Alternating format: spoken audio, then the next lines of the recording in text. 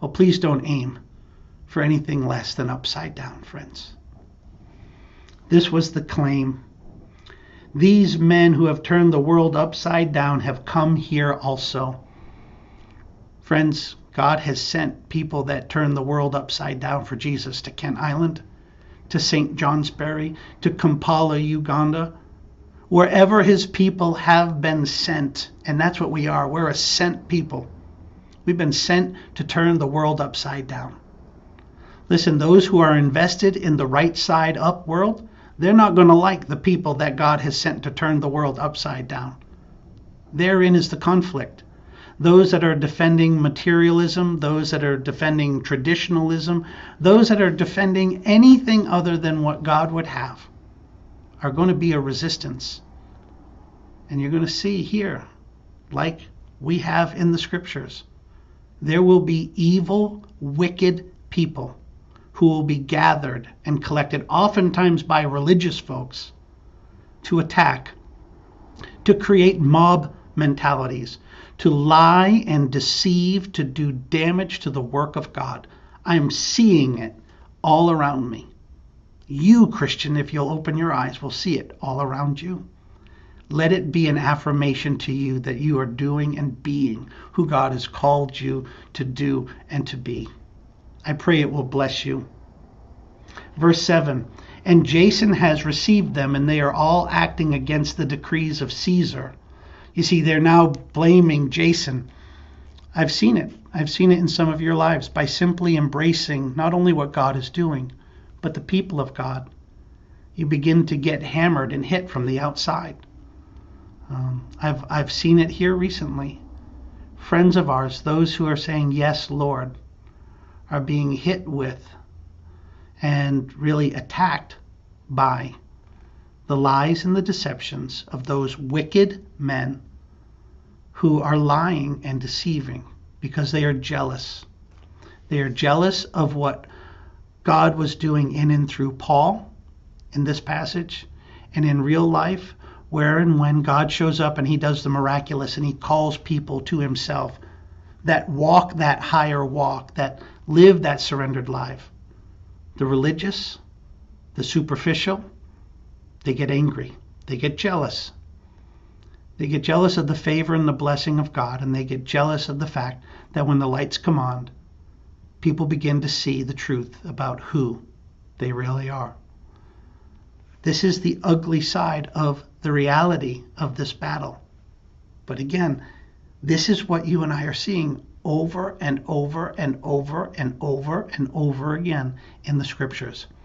I just thank God that if you're a part of our faith family, Bridge, you're seeing the same thing over and over and over and over again in our walk. You're seeing the attacks and the ugly of the enemy, and you're seeing the undeniable, the miraculous, the affirming hand of God do what only he can do. Verse 7 says, and Jason has received them, and they are acting against the decrees of Caesar, saying that there is another king, Jesus. That's right, we say that there is another king, King Jesus. And that is, again, in part, where the resistance comes from. Friend, I want to ask you, who's your king? Who is your king? Is your witness, is your life turning the world upside down because you are not only telling them, but you're showing them that there is another king? It's King Jesus. Is your life so inspirational that there's no denying that you have one king? Are you an ambassador of this king? Is there an aroma of King Jesus around your life? Are you being persecuted, attacked, ostracized because of your personal commitment to King Jesus? Nobody in our culture and in our context wants to live under the authority of a king unless, in fact, they know that king as the one who has saved their soul and brought them back from dead to alive.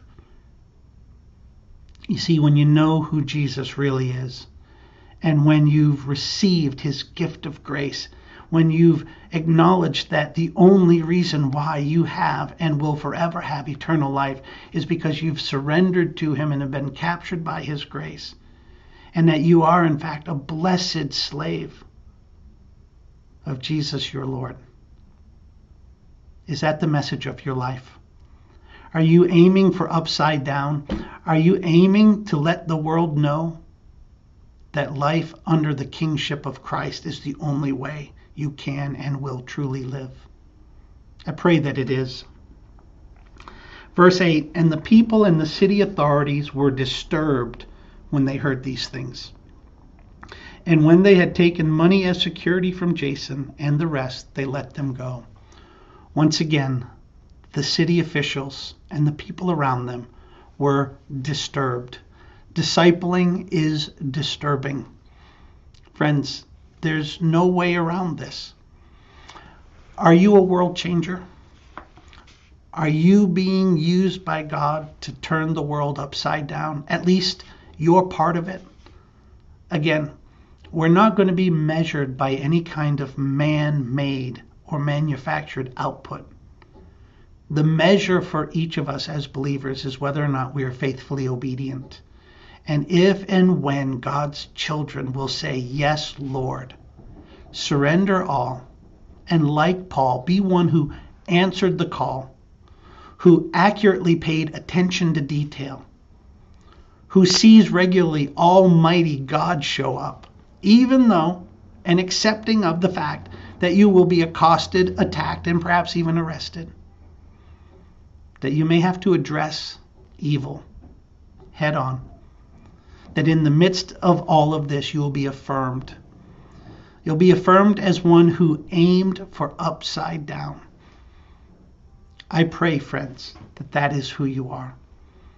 That you, like Paul and Silas, will aim for nothing short of turning this world upside down, because you know there is another king.